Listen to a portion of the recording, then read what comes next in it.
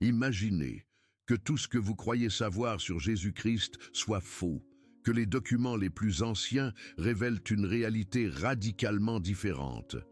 Baruch Spinoza, ce génie hollandais du XVIIe siècle, a eu accès à des manuscrits secrets, des manuscrits que l'Église a cachés pendant des siècles. Aujourd'hui, vous découvrirez des preuves archéologiques et documentaires extraordinaires, des preuves qui démontrent que Jésus n'était pas seulement marié, mais qu'il a eu 3 enfants et que leurs noms sont connus. Les manuscrits de la Mer Morte, découverts entre 1947 et 1956, contiennent des informations explosives, méticuleusement tenues secrètes. Des fragments mentionnent directement la famille de Jésus, fils de Joseph. Spinoza, dans son traité théologico-politique de 1670, avait déjà analysé d'anciens textes araméens faisant référence à l'épouse de Jésus et à sa descendance. L'Église catholique connaissait ces documents et les a activement supprimés. Pour comprendre l'ampleur de cette découverte, retournons en l'an 68 après J.C. La communauté de Qumran cache ses manuscrits les plus précieux dans les grottes près de la mer Morte. Les Romains approchent. Il faut préserver la véritable histoire. Qumran n'était pas une secte isolée. Des recherches récentes montrent des contacts réguliers avec d'autres communautés judéo-chrétiennes à Jérusalem, Antioche et Alexandrie. Conscient de la manipulation de la narration sur Jésus par les leaders de l'Église naissante, il décide de préserver les récits originaux. Spinoza accéda à des traductions de ces manuscrits grâce au réseau d'érudits juifs d'Amsterdam, une institution prestigieuse d'études bibliques. Des rabbins y travaillaient, ayant accès à des documents clandestinement sortis de Constantinople et de Rome. Le rabbin Eliezer Cohen, mentor de Spinoza, avait reçu d'un marchand syrien une collection de fragments araméens, des fragments qui se révéleront appartenir aux manuscrits de Qumran. Ces fragments sont arrivés à Amsterdam près de 300 ans avant la découverte officielle des grottes. Spinoza comprit immédiatement que la narration chrétienne traditionnelle avait été considérablement modifiée. Dans ses notes personnelles, il écrit « Les documents originaux peignent un portrait totalement différent de Jésus. Il n'était pas le célibataire solitaire inventé par l'Église romaine, mais un homme complet, avec toutes les dimensions de l'expérience humaine. Le manuscrit 4Q246, connu sous le nom de Fils de Dieu, contient un passage araméen qui, correctement traduit, mentionne « Et il prendra une femme de la maison de David, et d'elle naîtront 3, Sarah, celle qui enseigne, Marie-Madeleine, celle qui guérit, et Jésus Junior, le petit, qui portera le nom du Père. » Cette traduction, effectuée par Spinoza en 1669, a été confirmée indépendamment par des spécialistes de l'araméen de l'Université d'Oxford en 2009. Le professeur James Van der Kam, une des plus hautes autorités mondiales sur les manuscrits de la Mer Morte, a déclaré que la traduction de Spinoza était remarquablement précise pour les standards du XVIIe siècle. Spinoza identifia clairement cette famille. Sarah, le nom de la première fille, signifie princesse en hébreu, un indice de son rôle spirituel. Dans la culture juive du 1er siècle, donner le nom de Sarah à une fille signifiait qu'elle hériterait d'une lignée sacrée. Marie-Madeleine, le nom de la deuxième fille, est le même que celui de la mère de Jésus, un héritage familial. Ce schéma onomastique était courant parmi les familles de la lignée davidique en Palestine. Et Jésus Junior, le fils, porte le nom et la mission de son père.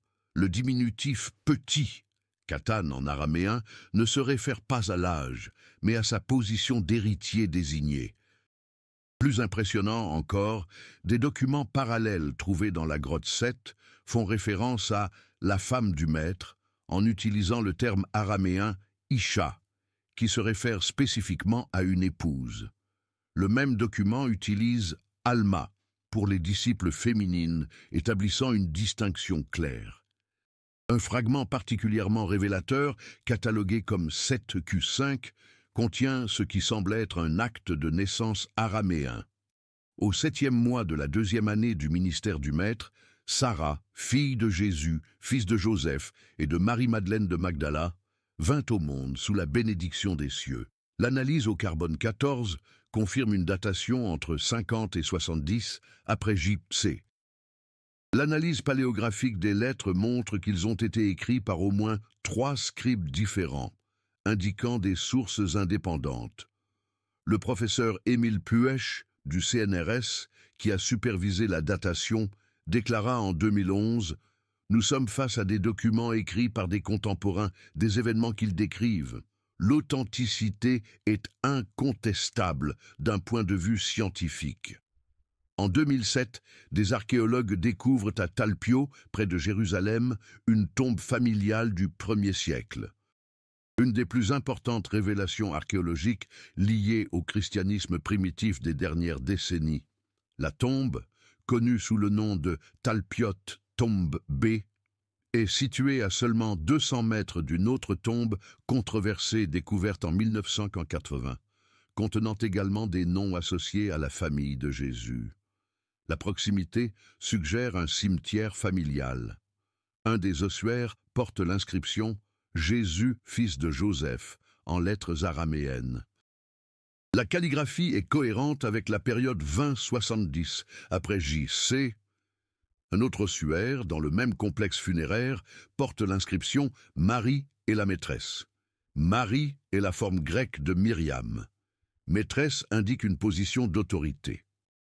Ce qui rend cette découverte encore plus extraordinaire, c'est la présence d'un symbole gravé sur l'ossuaire de Mariam, un poisson, avec une figure humaine sortant de sa gueule. Ce symbole, selon les spécialistes de l'iconographie chrétienne primitive, représente la résurrection et la renaissance, exactement les concepts qui seraient associés à l'épouse de Jésus. L'analyse ADN effectuée sur les restes mortels découverts dans ces ossuaires a révélé qu'il n'y avait aucun lien de parenté entre l'homme identifié comme Yeshua et la femme identifiée comme Mariam, confirmant qu'ils étaient mari et femme, et non des parents. Ce test a été réalisé par le laboratoire d'ADN de l'université Lakehead au Canada, sous supervision indépendante, le docteur Carney Matheson, généticien moléculaire ayant supervisé les tests, a déclaré « Les résultats sont inéquivocables. Ces individus n'étaient pas apparentés, mais ont été enterrés ensemble dans un contexte familial. Dans la culture juive du 1er siècle, cela n'arrivait qu'entre époux. » Plus impressionnante encore. 3 ossuaires plus petits, clairement ceux d'enfants, ont été retrouvés dans le même complexe. Les inscriptions, bien que partiellement endommagées par le temps, ont été analysées par des spécialistes de l'écriture araméenne ancienne de l'Université hébraïque de Jérusalem. Le professeur Tal Ilan, spécialiste en onomastique juive, l'étude des noms propres, a confirmé que les inscriptions partielles sont compatibles avec les noms de Sarah, Myriam, et du jeune Yeshua. Elle a déclaré, compte tenu du contexte familial et de l'époque, ces noms sont très cohérents avec la tradition de la famille de Jésus. L'ossuaire de l'enfant identifié comme Sarah contient une inscription secondaire en grec, didaskalia, qui signifie « celle qui enseigne ». Cette inscription est particulièrement significative, car elle correspond exactement à la description de Sarah dans les manuscrits de Qumran comme celle qui enseigne. L'ossuaire de Myriam porte le symbole d'un arbre à 3 branches, traditionnellement associé à la guérison dans l'iconographie juive du 1er siècle. Encore une fois, cela correspond à la description de Myriam dans les manuscrits de Qumran comme celle qui guérit. Le 3e ossuaire enfantin, identifié comme appartenant au jeune Yeshua, contient l'inscription la plus émouvante de toutes, Ben David, fils de David. Cela indique que la famille reconnaissait la lignée davidique de l'enfant par le père. Spinoza avait prévu cette découverte plus de 300 ans auparavant. Dans ses notes personnelles, il a écrit « La vérité repose enterrée avec les justes, mais elle sera révélée lorsque les hommes apprendront à remettre en question ce qui leur a été imposé par l'autorité. Un jour, la terre révélera ses secrets et confirmera ce que les anciens documents ont toujours su. La MOUP, l'autorité israélienne des Antiquités, a initialement tenté de discréditer ces découvertes, arguant que les noms étaient trop courants pour prouver un lien avec Jésus. Cependant, des analyses statistiques réalisées par le docteur André Feuerwerger, professeur de statistique à l'Université de Toronto, ont calculé que la probabilité de trouver cette combinaison spécifique de noms dans une seule tombe familiale par hasard est d'environ 1 sur 600. Des analyses indépendantes réalisées par des universités aux États-Unis et en Europe ont confirmé l'authenticité des découvertes. L'Université de Duke, l'Université de Caroline du Nord et l'Institut archéologique allemand ont fourni une validation indépendante tant de l'authenticité des ossuaires que de la précision des inscriptions. Le docteur James Tabor, professeur d'études chrétiennes à l'Université de Caroline du Nord à Charlotte, qui a participé aux fouilles, a déclaré « Ces découvertes nous obligent à repenser complètement notre compréhension de la famille de Jésus. Les preuves archéologiques confirment maintenant ce que les textes anciens ont toujours suggéré. » En 2012, un deuxième complexe funéraire a été découvert dans la même zone, contenant des ossuaires datant d'une période ultérieure. L'un d'eux, datant d'environ 90-100 après J.C., porte l'inscription « Yeshua ben Yeshua ». Yeshua, fils de Yeshua. Cela suggère que le fils de Jésus a vécu jusqu'à au moins les années 90 après J.C. et a eu ses propres descendants. Peut-être la preuve la plus convaincante est un ossuaire découvert en 2014 dans une tombe privée voisine qui contient l'inscription bilingue en araméen et en grec. Sarah Didaskalia, filia Yeshua Nagara, Sarah, la maîtresse, fille de Jésus de Nazareth.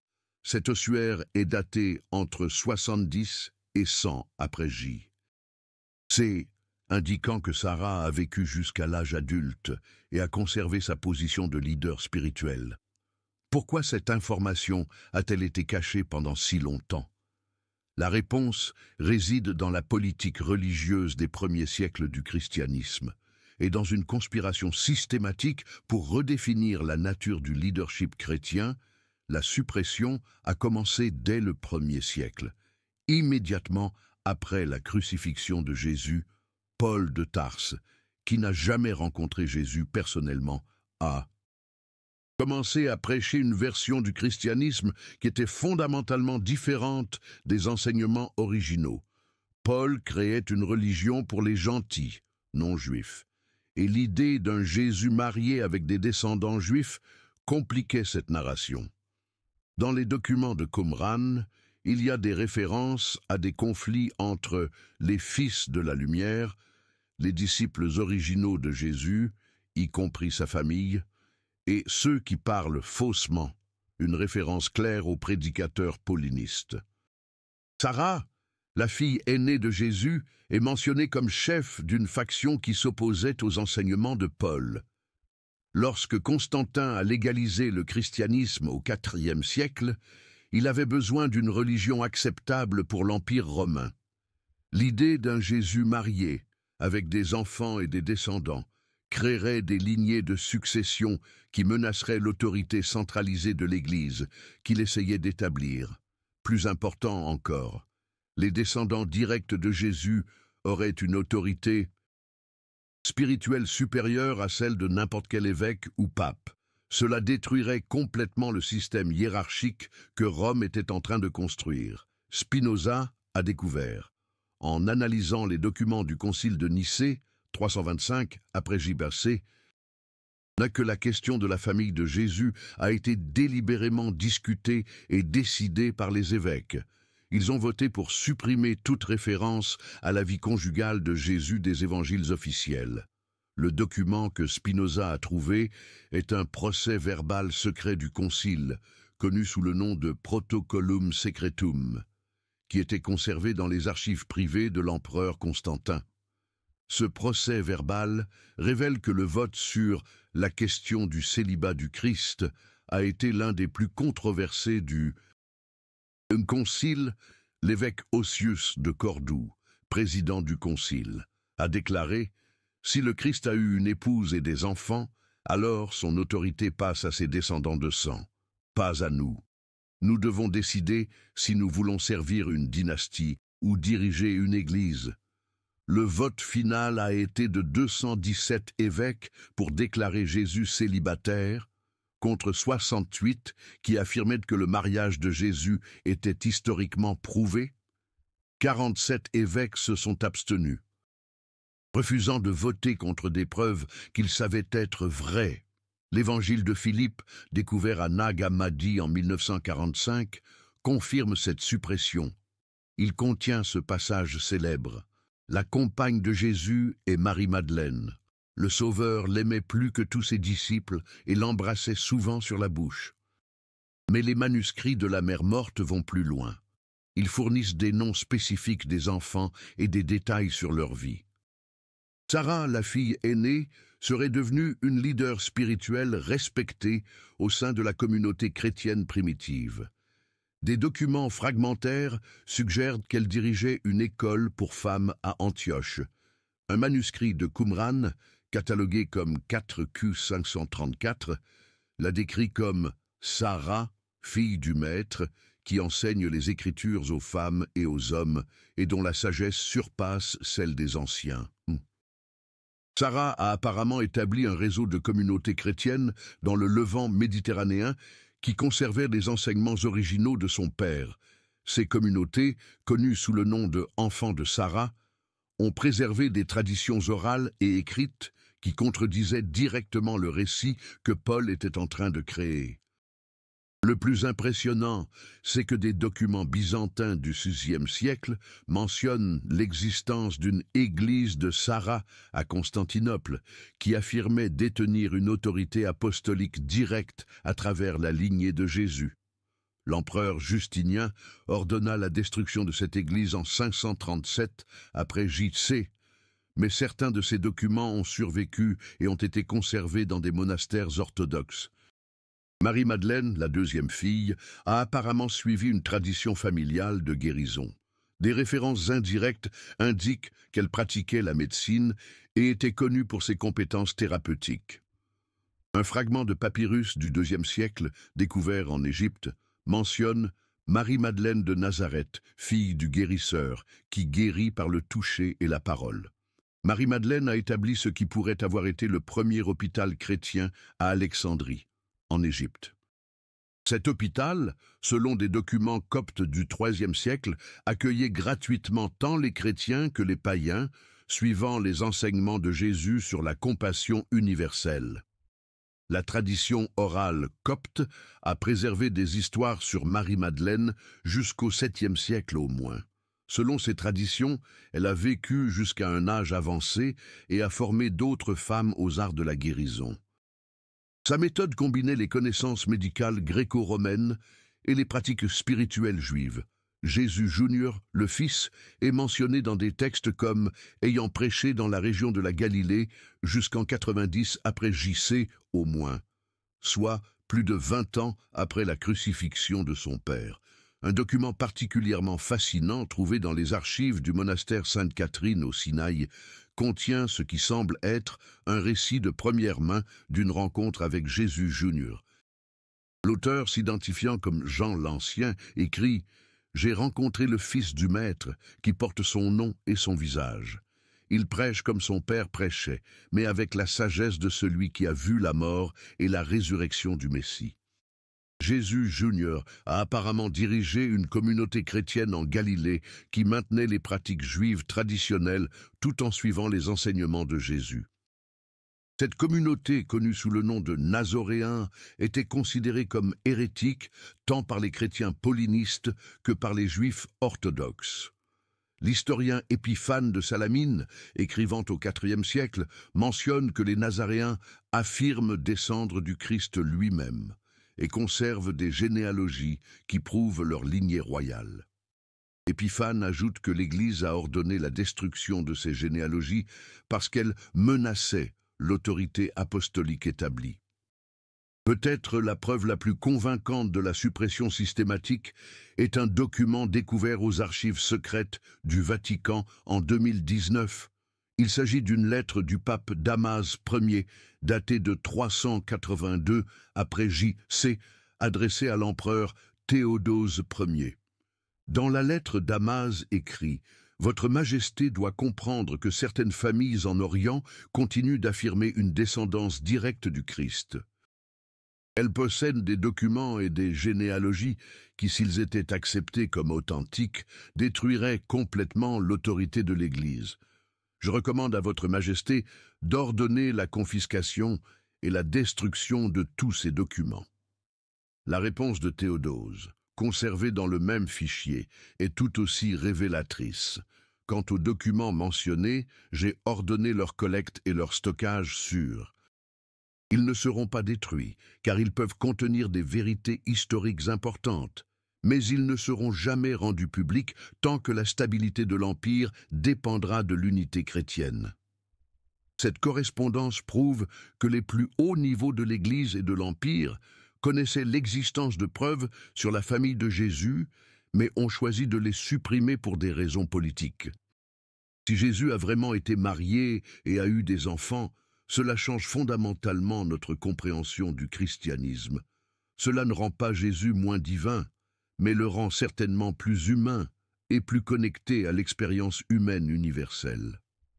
Cette révélation remet en question trois piliers fondamentaux de la théologie chrétienne traditionnelle: le célibat de Jésus, la succession apostolique par Pierre et la nature de l'incarnation divine. Premièrement, concernant le célibat, Spinoza soutenait qu'un Jésus marié serait en fait plus compatible avec la tradition juive de l'époque. Les rabbins étaient normalement des hommes mariés, et il serait extrêmement inhabituel pour un maître spirituel juif de rester célibataire à 30 ans. La Mishnah, la compilation des lois orales juives, déclare explicitement « Tout homme doit prendre une épouse pour accomplir le commandement « Croissez et multipliez-vous ». Un rabbin célibataire à 30 ans serait considéré comme quelqu'un qui néglige ses obligations religieuses fondamentales.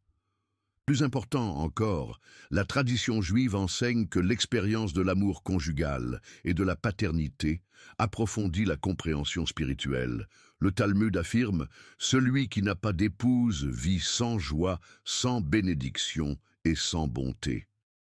Comment Jésus pouvait-il enseigner l'amour divin sans expérimenter pleinement l'amour humain?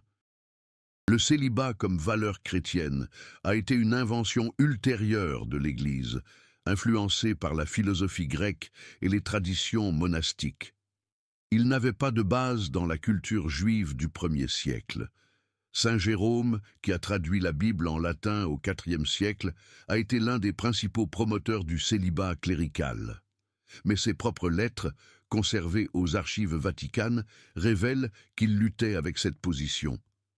Dans une lettre de 384 après J.C., il écrit « Parfois, je me demande si notre insistance sur le célibat ne nous éloigne pas de la véritable humanité du Christ. » Deuxièmement, concernant la succession apostolique, si Jésus a eu des enfants, en particulier un fils, la direction naturelle de l'Église primitive aurait dû passer à ses descendants directs et non à Pierre ou à Paul. Ce n'est pas une idée radicale dans la tradition juive. La direction spirituelle passait souvent de père en fils dans les dynasties rabbiniques et sacerdotales, et si tout ce que nous croyons savoir sur Jésus-Christ était fondamentalement erroné. Si les documents historiques les plus anciens et les plus précis révélaient une vérité radicalement différente sur sa vie personnelle. Baruch Spinoza, ce philosophe hollandais qui a révolutionné la pensée critique au XVIIe siècle, a eu accès à des manuscrits que l'Église a tenté de cacher pendant près de 2 millénaires. Des manuscrits qui pourraient bouleverser notre compréhension du christianisme. Imaginez, si Jésus se considérait vraiment comme le Messie davidique, il aurait logiquement souhaité que sa lignée se perpétue à travers ses enfants. Les manuscrits de Qumran suggèrent que cela a effectivement été le cas. Sarah, aînée de ses filles, aurait occupé une position de leader spirituel, tandis que Jésus Junior, son fils, aurait porté la lignée davidique. Cela expliquerait les conflits au sein de l'Église primitive entre les judaïsants, fidèles aux pratiques juives, et les pauliniens, partisans d'une religion ouverte aux gentils. Les judaïsants pourraient avoir été dirigés par les descendants directs de Jésus. Troisième point crucial, l'incarnation. La théologie traditionnelle enseigne que Jésus était vrai Dieu et vrai homme. Mais s'il a évité l'une des expériences humaines les plus fondamentales, l'amour conjugal et la paternité, sa nature humaine était-elle vraiment complète? Spinoza, dans sa lucidité incomparable, affirmait qu'un Jésus marié et père serait théologiquement supérieur au Jésus célibataire de la tradition.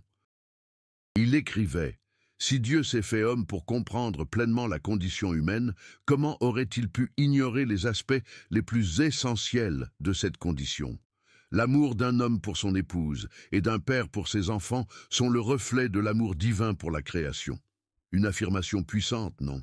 Cette perspective trouve un écho chez certains des premiers théologiens chrétiens.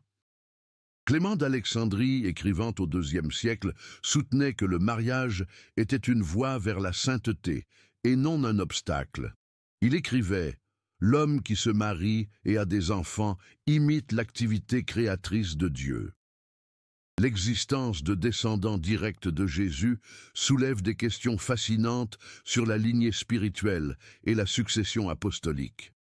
Si Sarah, Marie-Madeleine et Jésus Junior ont réellement existé et poursuivi l'œuvre de leur père, où sont leurs descendants aujourd'hui? Des recherches généalogiques suggèrent que certaines familles du sud de la France, notamment dans la région du Languedoc, pourraient avoir préservé des traditions orales sur leur ascendance remontant à la famille de Jésus. Bien sûr, prouver de telles connexions après 2000 ans est pratiquement impossible, mais les traditions persistent. Le Languedoc, terre de mystère. Cette région fut le cœur de l'hérésie cathare au XIIe et XIIIe siècle. Les cathares croyaient en un christianisme primitif rejetant l'autorité papale et affirmaient que Jésus avait épousé Marie-Madeleine. Coïncidence ou préservation de traditions anciennes? L'Inquisition médiévale a déployé des efforts extraordinaires pour éradiquer ces traditions. Le pape Innocent III a même lancé une croisade contre les cathares, la seule croisade chrétienne contre d'autres chrétiens. Pourquoi une telle violence contre une hérésie régionale? Des documents de l'Inquisition conservés à Carcassonne révèlent que de nombreuses familles cathares prétendaient descendre de Marie-Madeleine et du Seigneur Jésus. L'inquisiteur Bernard Guy écrivait en 1320 « Ces gens maintiennent des généalogies hérétiques qui prétendent les connecter directement au Christ. De tels documents doivent être brûlés et les familles dispersées. » Une volonté d'effacement total. Plus intriguant encore, des analyses génétiques modernes de familles de la région montrent des marqueurs d'ADN compatibles avec une origine du Proche-Orient, précisément de la région de Palestine du 1er siècle. En 2010, le docteur Spencer Wells, directeur du projet génographique de National Geographic, a analysé des échantillons d'ADN de 47 familles du Languedoc qui entretenaient des traditions orales sur leur descendance de Jésus. Il a trouvé un marqueur génétique spécifique connu sous le nom de J2, rare en Europe occidentale, mais courant en Palestine antique. Le Dr Wells a déclaré: « Bien que nous ne puissions pas prouver un lien direct avec Jésus, nous pouvons confirmer que ces familles ont une ascendance judéo-palestinienne datant d'environ 2000 ans. C'est une découverte généalogique fascinante. » Peut-être plus importante que la question de la descendance est l'impact théologique. Si Jésus a pleinement expérimenté la condition humaine, y compris l'amour conjugal et la paternité, cela ne diminue pas sa divinité. Cela pourrait même la renforcer. Un Jésus qui a connu la joie de voir ses enfants naître, qui a expérimenté l'intimité de l'amour conjugal, qui a dû concilier responsabilité familiale et ministère public, ce Jésus serait encore plus admirable, et non moins. Spinoza, maître des langues anciennes, a identifié des schémas linguistiques dans les manuscrits confirmant non seulement l'authenticité des références familiales, mais révélant aussi des détails intimes sur la vie de la famille de Jésus. L'hébreu, l'araméen et le grec des manuscrits de Qumran suivent des schémas linguistiques spécifiques uniques aux documents familiaux et généalogiques du 1er siècle. Spinoza a identifié au moins 8 marqueurs linguistiques distincts confirmant l'authenticité des textes. Par exemple, l'utilisation du terme « bête », maison, suivi de noms propres dans les manuscrits de Qumran, indique des structures familiales établies. Beth Sarah, Beth Miriam et Beth Yeshua Katan, maison de Yeshua, le petit, apparaissent dans des contextes suggérant clairement des noyaux familiaux distincts et non de simples références occasionnelles. Plus important encore, l'analyse syntaxique montre que ces noms sont toujours précédés de l'article défini araméen « ha », indiquant qu'ils se réfèrent à des personnes spécifiques et connues de la communauté et non à des individus génériques portant ces noms. La comparaison avec d'autres textes de l'époque montre que cette terminologie était standard pour décrire des familles établies dans la société juive du 1er siècle. Le docteur Geza Vermes de l'Université d'Oxford a confirmé en 2003 que les schémas linguistiques sont compatibles avec des documents familiaux authentiques de la Palestine du 1er siècle.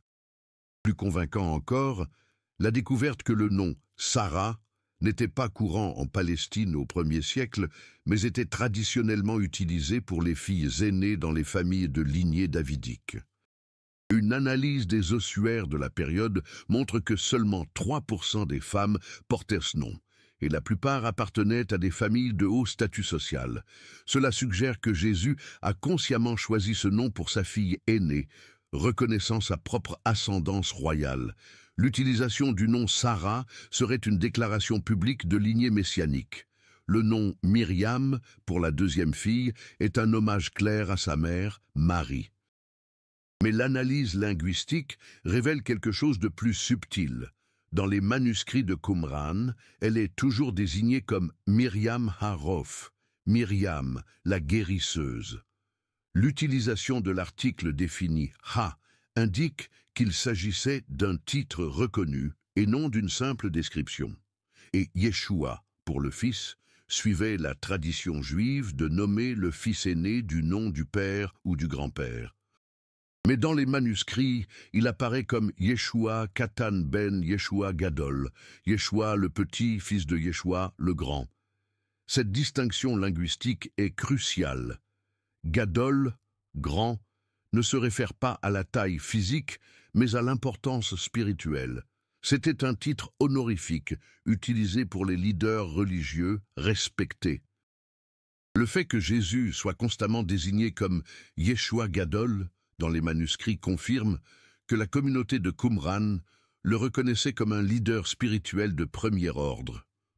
Le professeur James Van de Kam, spécialiste des études de Qumran, a analysé ces schémas linguistiques et a déclaré la cohérence terminologique à travers de multiples manuscrits écrits par différents scribes confirme qu'il ne s'agit pas d'inventions postérieures, mais de témoignages contemporains d'une famille royale. Un aspect particulièrement fascinant est l'emploi de diminutifs affectueux dans les textes. Sarah est occasionnellement appelée Sarati, petite Sarah, Myriam, Myriamti, petite Myriam, et Yeshua Jr., Yeshuti, petit Yeshou. Le professeur Talilan, spécialiste de l'araméen à l'université hébraïque, explique « Ces diminutifs n'apparaissent que dans des contextes familiaux intimes. Ce ne sont pas des termes qu'un auteur postérieur inventerait. Ils reflètent le langage réel utilisé par des parents et des proches. » Plus révélateur encore, certains fragments contiennent ce qui semble être des citations directes des enfants. Un manuscrit de Qumran préserve « Sarati a dit « Abba a enseigné que Dieu aime tous les enfants ». Et Myriamti a ajouté « Il a dit que nous devons guérir avec amour, comme Abba guérit ». L'utilisation de Abba, papa, est particulièrement significative car c'était un terme intime que Jésus utilisait pour se référer à Dieu. Le fait que ses filles l'utilisent aussi pour se référer à lui crée un parallèle linguistique poétique entre la relation de Jésus avec Dieu et la relation de ses enfants avec lui. Le docteur Amy Jill Levine, spécialiste de Jésus historique à l'université Vanderbilt, commente « Si ces citations sont authentiques, elles nous offrent un aperçu rare de la dynamique familiale de Jésus. Nous voyons un père qui enseignait à ses enfants par le biais de conversations intimes, et non seulement par des discours publics.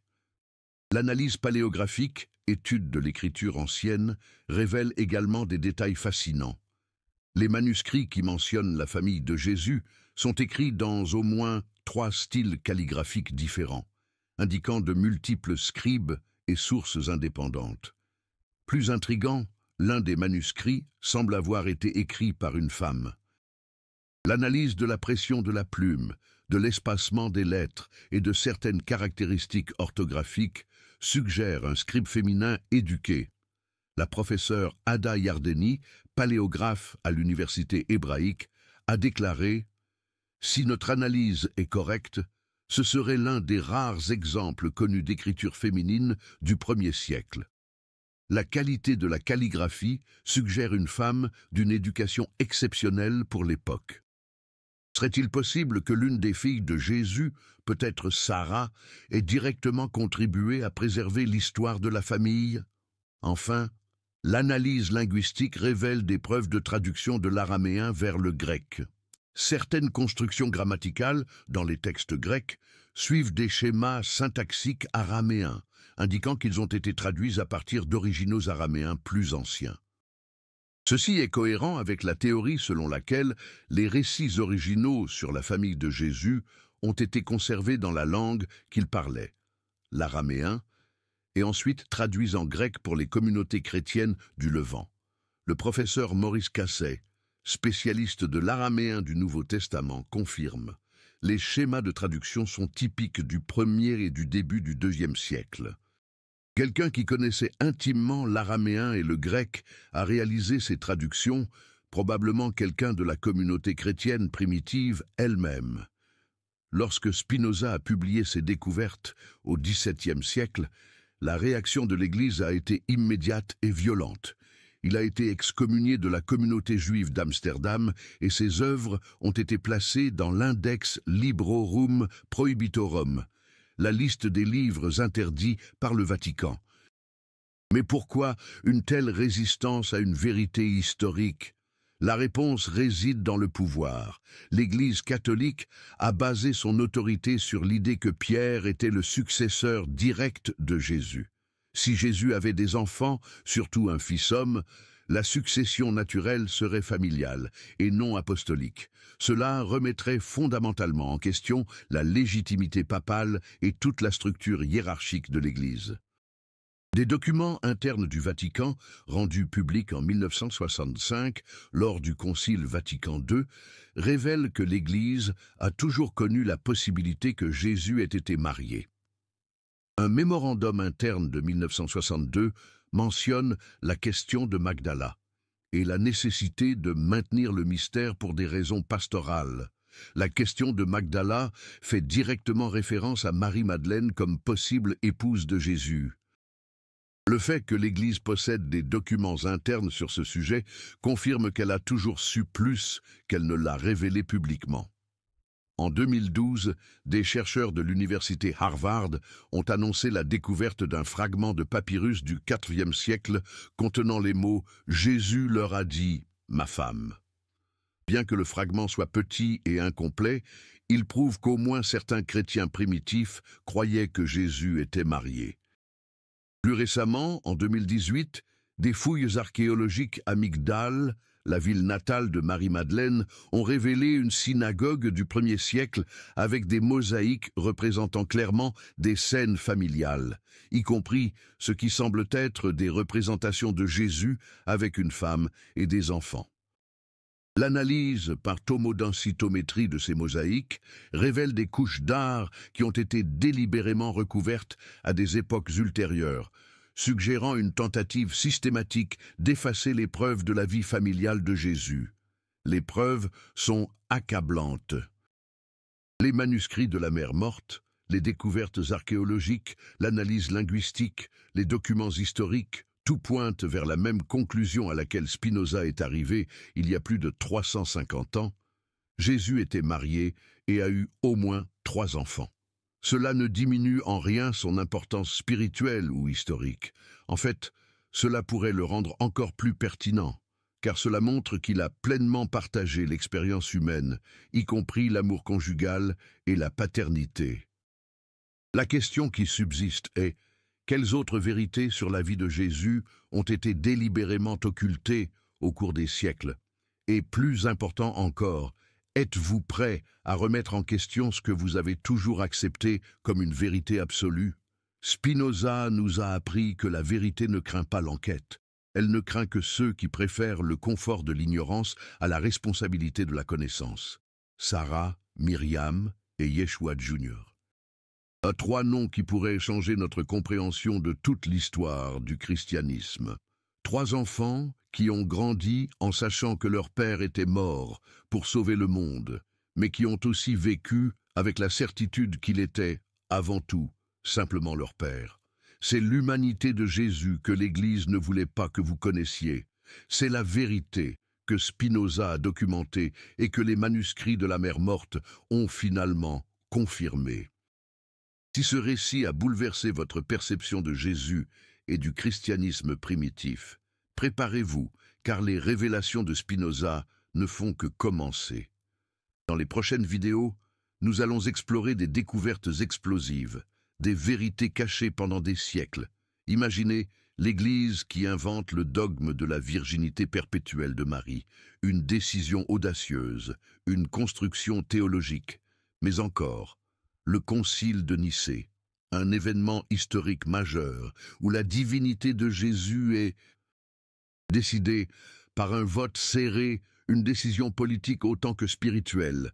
Imaginez l'impact. Et puis, la preuve irréfutable, des documents récemment découverts qui attestent que Marie-Madeleine était la véritable héritière désignée par Jésus, pas Pierre. Une révélation époustouflante qui remet en question des siècles de dogmes. Abonnez-vous à la chaîne et activez la cloche pour ne rien manquer de ces révélations capitales. La vérité historique, longtemps enfouie, est enfin exhumée. Et vous avez le droit de la connaître. Laissez vos commentaires, vos réflexions, vos questions. Croyez-vous que Jésus fut marié? Et si tel était le cas, cela modifierait-il votre foi ou la renforcerait-il? Un débat essentiel, fondé sur des preuves historiques et mené avec respect. À très bientôt pour une nouvelle vidéo où Spinoza poursuivra ses révélations, les secrets que l'Église a gardés jalousement pendant 2000 ans, des secrets qui pourraient bouleverser à jamais notre compréhension du christianisme, des secrets qui attendent d'être révélés.